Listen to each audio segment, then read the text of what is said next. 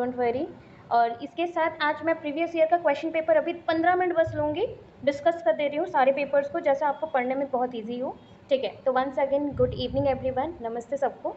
And ये 2023 का question paper है प्रीवियस ईयर का, जो आप लोगों को मिला नहीं था, तो आज बहुत ये से मिल गया, मेल में ही था दूसरे फ़ोन के, तो वहाँ पे मिल गया।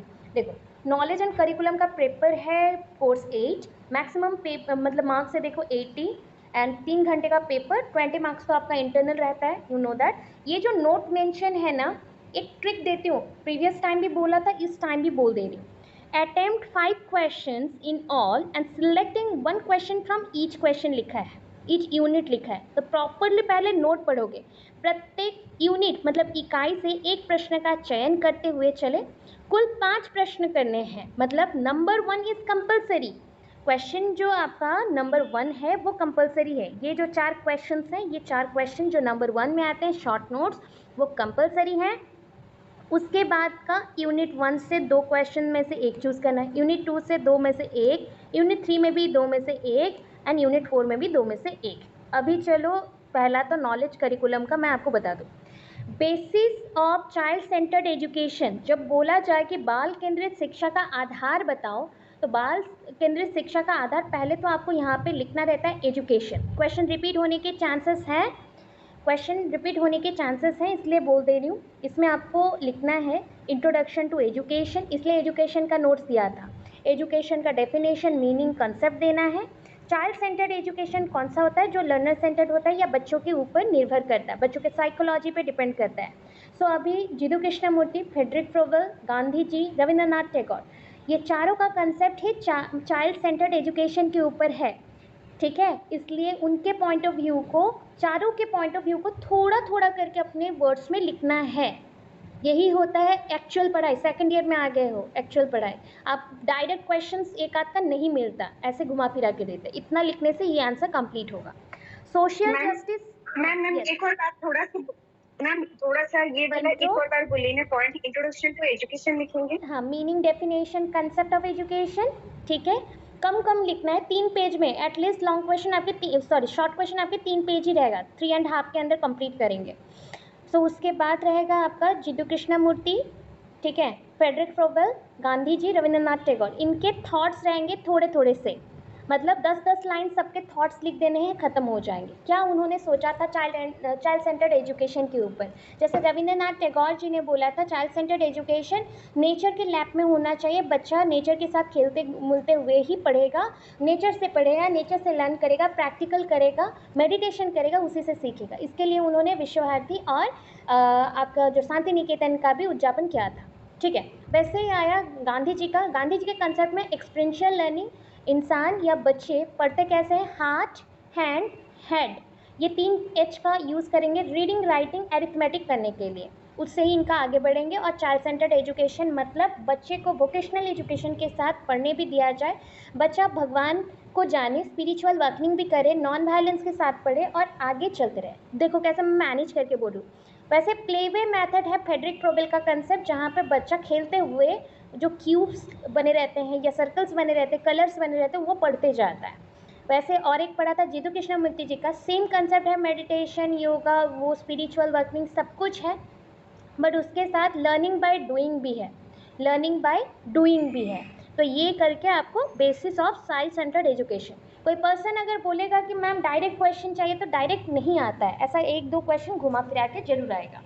सोशल जस्टिस मतलब अभी आ गया इक्वालिटी एंड इक्विटी का पॉइंट। सोशल जस्टिस है सामाजिक न्याय, तो समाज में न्याय किसके थ्रू मिलता है, इक्वालिटी, समानता एंड समता से, इक्विटी के साथ, उसको लिखना है।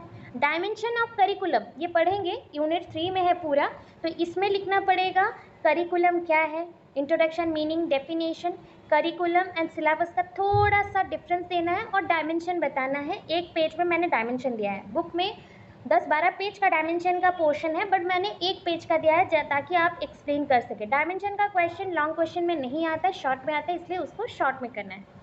फील्ड सर्वे, फील्ड ट्रिप करते हो आप लोग, घूमने जाते हैं हम लोग, पढ़ाई के लिए कभी तो घूमने गए होंगे स्कूल में या कॉलेज के टाइम पे, वहाँ से लर्न किया होगा। सोशल लर्निंग का भी पॉइंट आता है, या फिर रिसोर्सेज फर्स्ट हैंड मिलते हैं, रॉ डाटा मिलता है, तो ये फील्ड सर्वे है, तो उसको लिखना है।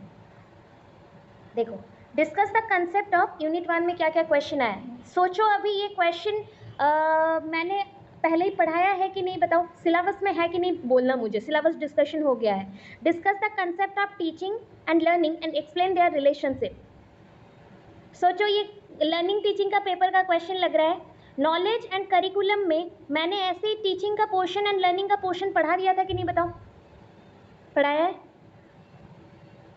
ठीक है, हाँ मैम, वो जो लास्ट क्लास में आपने पढ़ा है। बस अभी चीज़ ये है कि लर्निंग का पोर्शन एंड टीचिंग का पोर्शन अगर न्यू सिलेबस देखोगे उसमें नहीं है, न्यू सिलेबस में नहीं है। तो क्वेश्चन ओल्ड सिलेबस से रिपीट हो रहा है, इसलिए आप लोगों को एक्स्ट्रा पढ़ाया गया था उस पोर्शन में।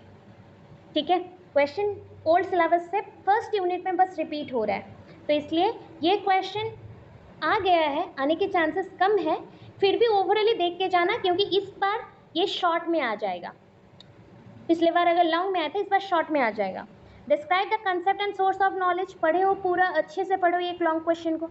आपको यहाँ पे नॉलेज के बारे में लिखना है, जैसे ऊपर के क्वेश्चन में टीचिंग लर्निंग बोथ लिखना है, introduction meaning definition characteristic, introduction meaning definition characteristic, then relationship, ये लिखना है। यहाँ पे source of knowledge, types of knowledge पूरा मेंशन करना पड़ेगा।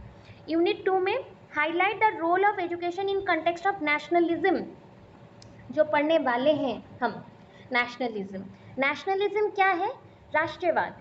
तो राष्ट्रीयवाद मतलब नेशंस को कैसे आगे बढ़ाना है एजुकेशन के थ्रू, एजुकेशन कैसे एक नेशन का डेवलपमेंट करता है, इतना इजी। देखो, राष्ट्रवाद के संदर्भ में शिक्षा का भूमिका दर्शाए।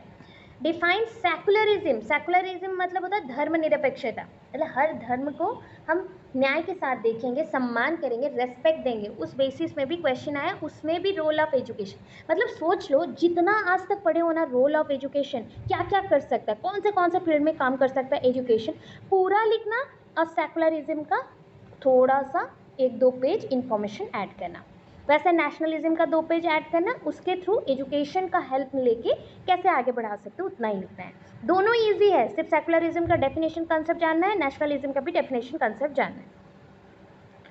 यूनिट 3 में क्या है, देखो लास्ट ईयर नेशनलिज्म सेकुलरिज्म आ गया है, तो इस बार के कंसेप्ट में एक है आपका इंटरनेशनलिज्म और आपका जो नेशनल इंटीग्रेशन हो गया है ना, अंडरस्टैंडिंग जो था आपका, मतलब हो गया क्या, आंतरजातिक जो एक पॉइंट पे था कि अंतर्जातीय राष्ट्रवाद जो था उसको करना है प्रॉपर वे से। डेमोक्रेसी क्वेश्चन आ सकता है या फिर सोशलाइजेशन क्वेश्चन आ सकता है, इस बार के लॉन्ग वे में चांसेस हैं ज़्यादा। यूनिट 3 में देखो, discuss the curriculum of secondary school eight national level. National level में बोल रहा है, आपको सिर्फ कंफ्यूज करने के लिए ऐसे वर्ड दिए जाते हैं, नेशनल लेवल, स्टेट लेवल, ऐसा। करिकुलम को डिस्क्राइब करना है, तो मैं आपको करिकुलम का नोट्स दूंगी। इतना याद रखो कि प्राइमरी लेवल में बुक्स कम होते, सेकेंडरी लेवल्स में बुक्स ज़्यादा होते, इन्फॉर्मेशन ज़्यादा होते हैं, और उसके थ्रू लोगों को बताने का, बच्चों को बताने का चीज़ें ज़्यादा होती हैं। अदरवाइज आंसर दोनों के लिए सेम रहेगा। लास्ट ईयर अगर करिकुलम ऑफ सेकेंडरी स्कूल आया है, इस बार का चांसेस है प्राइमरी और हायर सेकेंडरी स्कूल्स का आएगा या यूनिवर्सिटी लेवल का आएगा, बट आंसर सबका सेम ही रहेगा। वैसे आंसर मैं पूरे यूनिट का एट ए टाइम ही बनाई हूँ, 2 आंसर ही दूंगी आपको, लॉन्ग के अकॉर्डिंग प्रिपेयर करना, जो भी क्वेश्चन है उसी में ही लिखना है आपको। Describe the basic consideration of curriculum development, मतलब यहाँ पे करिकुलम डेवलपमेंट मतलब वही करिकुलम, मीनिंग, इंट्रो, कैरेक्टरिस्टिक्स, उसके एस्पेक्ट्स सब लिखने हैं, इंपॉर्टेंस लिखने हैं, प्लस इसको कैसे हम बना सकते हैं, मतलब स्टेप्स, इसका स्टेप्स लिखना है। ठीक है, ये क्वेश्चन रिपीट होने के चांसेस हैं ज़्यादा। यूनिट 4 में आ जाओ, describe the nature of learner and process of learning. Nature of learner, process of learning, देख रहे हो ना, लर्निंग का अगेन आ गया है, मतलब वो लर्निंग का पूरा कंसेप्ट लिखना है, और एक लर्नर का नेचर कैसा होना चाहिए, वो कैसे पार्टिसिपेशन करेगा, कैसे उसको बार बार यूज़ करेगा। थॉर्नडाइक का कंसेप्ट याद है, ट्रायल एंड एरर में, law of use, law of exercise, law of readiness, ये सारे कंसेप्ट को यहाँ पे लिखे जाते हैं कि एक लर्नर ऑलवेज क्या करेगा ना, ऑलवेज वो तत्पर रहना चाहिए, ready to learn something new. तो ये सारे पॉइंट्स यहाँ पे लिखे जाएंगे। यहाँ पे नेचर ऑफ लर्नर के लिए 8 मार्क्स है, प्रोसेस ऑफ लर्निंग के लिए 8 मार्क्स हैं। तो लर्निंग का पूरा कंसेप्ट लिखोगे, उसके बाद टाइप्स ऑफ लर्निंग भी लिखोगे, उसके बाद नेचर ऑफ लर्नर लिखोगे। ठीक है, लास्ट क्वेश्चन इस पेपर का, discuss the concept and need of national curriculum framework. Repeat होने के चांसेस हैं, अगेन नेशनल करिकुलम फ्रेमवर्क हम पढ़ चुके हैं। ठीक है, एनसीएफ का आप जानते हो। असेसमेंट पेपर में आप लोगों को डर लग रहा था, फिर वही 80 मार्क्स का पेपर, 3 आवर्स है टाइम पीरियड। अब इसका क्वेश्चन देखो, difference between the assessment evaluation, बोला अभी बोला कि आपको ये पढ़ना ही है, स्टार्टिंग में आने के चांसेस हैं। 4 यूजेस ऑफ डायग्नोस्टिक टेस्ट, कभी ऐसे क्वेश्चन मत लिखना। अब मतलब 4 यूजेस मतलब डायरेक्टली 4 यूज बस बोल दो, एक्सप्लेन कर दो, इससे नहीं चलता है। डायग्नोस्टिक टेस्ट का इंट्रो, मीनिंग, डेफिनेशन, उसका कंसेप्ट, देन उसके यूजेस पूरा लिखेंगे। 4 यूज़ बोला तो 4 यूज़ मत लिखना, पूरा यूज़ को एक्सप्लेन करते हुए लिखना, जैसे आपका 3 पेज हो। पोर्टफोलियो असेसमेंट, पोर्टफोलियो एक्चुअली हमने फर्स्ट ईयर में भी पढ़ा हुआ था, पोर्टफोलियो असेसमेंट, और असेसमेंट पेपर में भी पोर्टफोलियो बनाया है, पढ़ाया है, बताया भी है इस बार भी कि पोर्टफोलियो का मतलब होता है कि बच्चों को हम असाइनमेंट वर्क्स देते हैं डिफरेंट टाइप ऑफ, और उनका कितना प्रोग्रेस हुआ है उसको जानने के लिए पोर्टफोलियो यूज़ किया जाता है एंड असेसमेंट होते हैं। तो वही सेम है, असेसमेंट लिखोगे, असेसमेंट का मीनिंग डेफिनेशन दोगे, देन पोर्टफोलियो असेसमेंट लिखोगे, उसका मीनिंग डेफिनेशन कंसेप्ट यूजेस, बस। कंसेप्ट ऑफ एनपीसी क्या है आपका? एनपीसी का मतलब होता है परसेंटाइल, यहाँ पे यूज़ करना रहता है, सॉरी नॉर्मेटिव परसेंटाइल कर्व हो सकता है। ये कर्व होता है कि हम स्क्रू या फिर मैथमेटिकल है, मतलब ये ज़्यादा मैथमेटिकल नहीं है बट 1-2 पेज का ही होता है। यहाँ पे हमें ग्राफ प्लॉट करना पड़ेगा, ग्राफ प्लॉट करके आपके परसेंटाइल कर्व होते हैं, पॉजिटिव नेगेटिव स्क्रू के अकॉर्डिंग ये कर्व दिखाना पड़ता है। मतलब ये सिर्फ 2-3 पेज का ही है, मतलब 2 पेज का ही होगा, बाकी सारे क्वेश्चन 3-3 पेज आपको नोट्स मिल जाएंगे। बाकी कंसेप्ट ऑफ एनपीसी 2 पेज का ही आपको करना है। अभी इसके क्वेश्चन देखो, what are the objectives of assessment, पूरा असेसमेंट पोर्शन लिखोगे, असेसमेंट का मीनिंग, डेफिनेशन, इंट्रो तो है ही, कंसेप्ट, उसके पॉइंट्स, सर्टिफिकेशन, प्रमोट, जितना पर्पस है सब कुछ लिखा जाएगा। और उसके और में क्वेश्चन आया है, right A note on following, formative summative में कंपैरिजन, असेसमेंट इवैल्यूएशन में अगेन इंटर रिलेशनशिप बोला है। इंटर रिलेशनशिप बोलने से भी आपको कंपैरिजन करके दिखाना है, फिर क्या सिमिलैरिटीज है डिसमिलैरिटीज है दोनों लिखने पड़ेंगे। अभी देखो यूनिट 2 में ब्लूम्स टेक्सोनॉमी आया है, रिवाइजल लिखा गया, मतलब रिवाइज ब्लूम्स टेक्सोनॉमी, पुराना वाला नहीं नया वाला है, ठीक है। ब्लूम्स टेक्सोनॉमी याद कर लो, अभी से प्रैक्टिस करना स्टार्ट करो, क्योंकि पहले जो पढ़े थे वही सेम है, ओनली उसका कॉग्निटिव डोमेन जो है ना उसमें ही पॉइंट्स चेंज हुए हैं, ठीक है। इतना ही एक्सप्लेन करके डायग्राम से याद करके चलो, उसी से लिख के आना। What are the steps of construction of achievement test, पहले भी बनाया हो। अचीवमेंट टेस्ट जहाँ पे भी क्वेश्चन दिखोगे, मतलब दिख गया, वहाँ पे ब्लूप्रिंट ऐड होगा, वहाँ पे ब्लूप्रिंट ऐड होगा। इस बार का चांसेस है ये शॉर्ट क्वेश्चन में आए। अचीवमेंट टेस्ट जहाँ पे भी हमें पूरा लिखना है, स्टेप्स भी लिखे ना, पूरा ही लिखना पड़ेगा, प्लस ब्लूप्रिंट भी लिखना पड़ेगा, और छोटा सा क्वेश्चन पेपर भी बना के आना पड़ेगा। यूनिट 3 में देखो CCE हो चुका है, सकोगे, मुझे पता लग रहा है कि सक जाओगे, क्योंकि कंप्रिहेंसिव कंटिन्यूस इवैल्यूएशन ये पहले बहुत बार पढ़ चुके हो, तो ये क्वेश्चन फिर से रिपीट होने के चांसेस हैं, पूरा ही लिखना रहेगा। इसका देखो और में शॉर्ट नोट फिर आ रहा है, nature of group dynamics. Group dynamics क्या होता है? जब आप ग्रुप में काम करते हैं, 2 टाइप के प्रोसेस हो सकते हैं, एक होता है कोलैबोरेटिव लर्निंग, एक होता है कोऑपरेटिव लर्निंग या फिर पीयर ट्यूटरिंग। तो ग्रुप कैसा चेंज होता है और क्या क्या ऐसे बैरियर्स हैं जो ग्रुप को चेंज कर देते हैं, ग्रुप के नेचर्स को, और सराउंडिंग कैसे इफेक्ट करता है वो मेंशन करना है। नेक्स्ट है concept and uses of sociometry.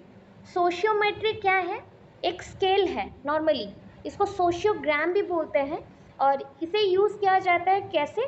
Just like आपके जो नॉर्मल स्केल रहते हैं उसमें जैसे 1 2 3 4 लिखा गया है मापने के लिए और मेजरमेंट के लिए, वैसे यहाँ पे सोसाइटी के अकॉर्डिंग कुछ रूल्स बनाए जाएंगे, उसके अकॉर्डिंग आपको जज किया जाएगा और रैंकिंग दिया जाएगा।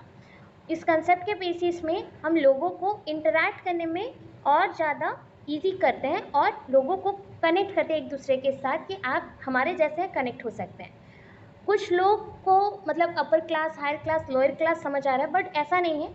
सोशियोमेट्री में हम चेक करते हैं कि इंसान कितना हमारे साथ मिक्सअप हो पा रहा है, या फिर उनके कैरेक्टर्स क्या है और क्या वो प्रेजेंट कर पा रहे हैं, हमारे साथ कैसे रह सकते हैं सोसाइटी में। Unit 4, what is the concept of sorry what is the concept of descriptive statistics. Descriptive statistics बोला गया है, तो यहाँ पे सेंट्रल टेंडेंसी लिखना पड़ेगा।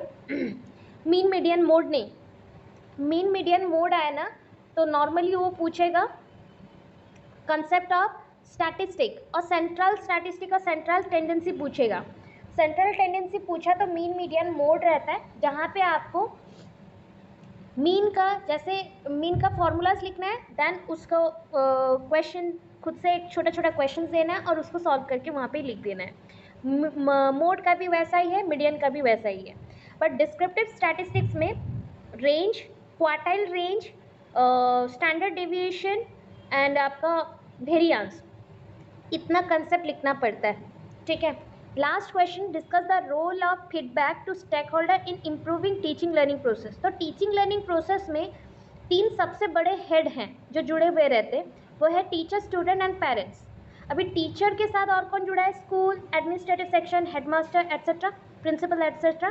तो इन सब का रोल या कंट्रीब्यूशन क्या है इम्प्रूव करने के लिए टीचिंग लर्निंग प्रोसेस को, वो लिखना है। क्या है ना, डिस्क्रिप्टिव स्टैटिस्टिक्स आए यूनिट 4 में, तो इस बार देखना चांसेस रहेगा कि इस बार सेंट्रल टेंडेंसी आए, मतलब मीन मीडियन मोड जो क्लास 10 में पढ़ा है, प्लस 2 में पढ़ा है, ग्रेजुएशन में पढ़ा है, वही है मीन मीडियन मोड आने के चांसेस है, ठीक है। इजी है, डिस्क्रिप्टिव स्टैटिस्टिक्स से बहुत इजी है। क्वेश्चन अपने हिसाब से आप क्रिएट करोगे, मैथ्स का खुद ही सॉल्व करेंगे, ठीक है। तो आज क्या करोगे, टास्क दे रही हूँ, ये सेंट्रल टेंडेंसी वाला वीडियो भी दे दूँगी और उसके साथ नोट्स भी दे दूँगी, प्लीज़ उसको ट्राई करना, या फिर बुक से ही क्वेश्चन ले लो। बुक वाला वर्ड पूरा मत पढ़ना, एक्चुअली बुक में पूरा बोल सकते हैं 25-30 पेज का दिया गया है, उतना नहीं चाहिए। मैं जितना इन्फॉर्मेशन दी हूँ 5 से 6 पेज या 7 पेज होगा, उतना पढ़ोगे, प्रिपेयर करोगे, हो जाएगा, ठीक है, हो जाएगा। उसमें इस बार सोचो, एमएड के एग्ज़ाम्स में भी मेरे लिए ये सारे क्वेश्चंस आए थे। मेरा पेपर नहीं है इस बार, असेसमेंट पेपर नहीं था, एजुकेशनल साइकोलॉजी था। साइकोलॉजी में भी ये पेपर रहता है, मैथ्स का पेपर रहता है, और ये इतना हार्ड वाला मैथ्स नहीं है, थियोरेटिकल मैथ्स है। फॉर्मूला खुद लिखोगे, सोल्यूशन खुद दोगे। इंट्रो थोड़ा सा देना है, सेंट्रल टेंडेंसी क्या है और इसमें क्या हो सकता है, यूजेस क्या है, बस उसी से शॉर्ट क्वेश्चन भी आएगा, उसी से लॉन्ग भी आएगा, इस बार आएगा, ठीक है, करोगे। नेक्स्ट पेपर डिस्कस कर लेते हैं। क्रिएटिव इंक्लूसिव स्कूल, देखो अगेन सेम, ये 40 मार्क का है, 40 मार्क्स का पेपर है, 1.5 घंटे का। एंड आपको यहाँ पे बस यूनिट वाइज तो सिलेक्शन करना ही है, सिलेक्टिंग करके लिखना है। प्लस क्वेश्चन नंबर 1 कंपलसरी है, क्वेश्चन नंबर 1 जैसा था वैसे ही कंपलसरी है, ठीक है। बट यहाँ पे एक्स्ट्रा क्या मेंशन है कि क्वेश्चन ज़्यादा नहीं है, कम है, मतलब आपको कॉपी अगर 40 पेजेस का भी मिला तो आपको हार्डली लिखना है 20 पेज। 20 पेज हाईएस्ट है, लोएस्ट है 17, 18, उससे कम मत लिखना, मार्क्स नहीं आएंगे, बैक पेपर लग जाएगा, ठीक है। सो इसमें क्या है, देखो मीनिंग ऑफ इंक्लूसिव एजुकेशन इस बार भी आएगा, सेम कंसेप्ट में स्टार्टिंग पॉइंट से मीनिंग ऑफ इंक्लूसिव एजुकेशन या फिर यूजेस ऑफ और principle of inclusive education, importance of inclusive education, क्या ज़रूरत है, समावेशी शिक्षा क्या है, वो आ सकता है। मतलब सेम ही चीज़ है, अगर आया भी तो वही intro, meaning, definition, need, importance पूरा छोटा छोटा करके 3 पेज लिखना पड़ेगा, वही सेम चीज़। अगर प्रिंसिपल भी आया तो, इंपॉर्टेंस आया भी तो सेम। मल्टी सेंसोरी लर्निंग, अच्छा मल्टी सेंसोरी लर्निंग अभी पढ़े थे, multi sensory approach, sense organs का यूज़ होगा, इस बार इसको लॉन्ग में आएगा। ऐसे भी मैंने बोला था मल्टी सेंसोरी अप्रोच को कि लॉन्ग में क्या गया है, तो ये इस बार का लॉन्ग क्वेश्चन में आने के चांसेस में रहेगा, क्योंकि मल्टी सेंसोरी में मल्टीपल सेंस ऑर्गन्स का यूज़ होता है, ठीक है। बहुइंद्रिय, देखो बहुइंद्रिय लर्निंग, ठीक है, यूनिट 1 में आ जाओ। Explain the importance of inclusive education, discuss any 2 model of inclusion in details. 2 models, इस बार मॉडल्स नहीं आके बैरियर्स आ सकता है, ठीक है, टाइप्स आ सकता है या रिलेशन आ सकता है, तो मॉडल्स को इस बार शॉर्टकट में पढ़ के जाना, शॉर्ट क्वेश्चन के लिए, लॉन्ग के लिए बाकी वाला प्रिपेयर करना, ठीक है। अब देखो आगे, national policy of persons with disability act आ गया है, तो सोचो इस बार का टारगेट क्या है, national policy of persons with disability act 2006 repeat होने के चांसेस है, नहीं भी हो सकता है, क्यों बताओ, 5 लॉन्ग क्वेश्चन इस यूनिट में और बचे हुए हैं, वो तो आएगा, श्योर आएगा इस बार। क्या है बताओ, आपका जो दैट इज डिसेबिलिटीज जितना भी है, learning disabilities and mental retardation एक साथ पढ़ा हमने, वो एक क्वेश्चन बन गए, तो 5 नहीं है 4 बन गए। फिजिकल हैंडीकैप एक बना, और आपके हियरिंग इम्पैक्ट और आपके विजन इम्पैक्ट। तो ये 4 क्वेश्चंस में से इस बार आने के चांसेस है। अगर ये शॉर्ट में आता है तो आएगा।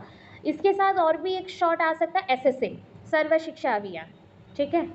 यूनिट 2 में देखो, discuss school readiness support services in details, और एक है IPR है, देखो इंडिविजुअलाइज्ड एजुकेशनल प्रोग्राम, वैयक्तिक शैक्षिक योजना का विस्तार पूर्वक चर्चा कीजिए, ठीक है। इंडिविजुअलाइज्ड एजुकेशनल प्रोग्राम रिपीट होने के चांसेस हैं इस बार। अगेन क्वेश्चन, अगर ये रिपीट नहीं होता है तो गाइडेंस काउंसलिंग आ सकता है, गाइडेंस काउंसलिंग आने के चांसेस रहेंगे, ठीक है। समझ आया? तो इतना है। अगर स्कूल रेडीनेस सपोर्ट सर्विसेज है, मतलब दोनों का आपको इंट्रो मीनिंग डेफिनेशन देके एक्सप्लेन करना है क्या प्रॉब्लम है। 5 स्टेप्स याद, 5 नहीं 6 स्टेप्स हैं, 6 स्टेप्स याद करोगे, पूरा कंसेप्ट लिखोगे, फिर जाओगे किसमें, इंडिविजुअलाइज्ड एजुकेशनल प्रोग्राम्स में। School readiness and support services में क्या होता है, स्कूल रेडीनेस मतलब स्कूल रेडीनेस का कंसेप्ट पूरा लिखना है। प्लस आपको याद होगा, अगर मैंने आपको बताया था टीचर रोल के बारे में, तो teacher role, special teachers role और हैंडीकैप स्टूडेंट, जो विजुअली इम्पैर्ड है उनके लिए, जो ऑर्थोपेडिकली इम्पैर्ड है या फिर जो मेंटल रिटार्डेड है उनके लिए क्या क्या हेल्प करता है या सपोर्ट करता है स्कूल, या क्या मटेरियल देता है। जैसे अंधों के लिए, अंधे बच्चों के लिए ब्रेल होता है, हैंडीकैप बच्चों के लिए कैन होता है, और आपके जो हियरिंग एड्स होते हैं फॉर किन के लिए, हियरिंग एड्स होते हैं आपके जो हियरिंग इम्पैर्ड बच्चों के लिए। तो ऐसे करके पूरा, ठीक है। ये आपका 3 कॉमन पेपर हो गया। ये मेरे पास EVS का ही सिर्फ पेपर मिला, रुको मैं कलेक्ट करके दे दूँगी, बाकी का अगर मिल गया मैं दे दूँगी, ठीक है। सो ये मैक्सिमम मार्क्स 40, 1.5 घंटे का। तो EVS का भी क्वेश्चन वैसा ही है, 4 ऑब्जेक्टिव एनवायरमेंटल एजुकेशन है, मतलब एनवायरमेंटल एजुकेशन का पूरा पहला स्टार्टिंग देख लेना, लिखना है। 4 principal governing rescue from the disaster, तो डिजास्टर के लिए जो प्रिंसिपल्स मेंशन किए गए हैं, रेस्क्यू कैसे करना, उसे आता है। बेसिक डिक्लेरेशन प्रीवियस ईयर आया है, तो इस बार उसे छोड़ के रियो और समिट आ सकता है, या स्टॉकहोम कॉन्फ्रेंस आएगा लॉन्ग में, ठीक है। लॉन्ग बोलने से भी उसके 2 पेज ही हैं, तो 2 पेज ही लिखोगे, थोड़ा बड़ा बड़ा करके लिखोगे और अच्छे अच्छे हैंडराइटिंग में लिखोगे, इतना ही है। EVS का थोड़ा इंपॉर्टेंस ऐड कर देना, लेंथी हो जाएगा चीज़, ठीक है।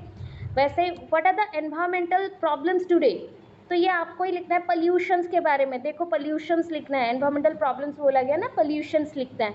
उसके साथ पॉलिसीज मेंशन करने की, इस मतलब पॉल्यूशंस को हटाने के लिए क्या प्रोविजंस या क्या लॉज बनाए गए हैं, कौन से एक्ट लिखे गए हैं, वो आता है। तो इस बार भी घुमा फिरा के वो आएगा क्वेश्चन। यूनिट 2 में देखो, मास मीडिया का यूज़ एंड ICT का यूज़, मतलब टेक्नोलॉजी, न्यूज़पेपर, रेडियो, ये सब का यूज़ करके आप कैसे एजुकेशन को आगे बढ़ा रहे हो, एनवायरमेंटल एजुकेशन को। जैसे एजुकेशन को आगे बढ़ाते हो वैसे ही वहाँ पे लिखना है एनवायरमेंटल एजुकेशन को। और ना टीचिंग मेथड्स याद रखना, इसमें टीचिंग मेथड्स अगर प्रॉपर EVS वाला बुक पढ़ते हैं ना, उसमें 48 टाइप ऑफ टीचिंग मेथड्स हैं, 48 टाइप ऑफ टीचिंग मेथड्स हैं, जिसका मैं ट्राई कर रही हूँ चार्ट बना के दे दूँ।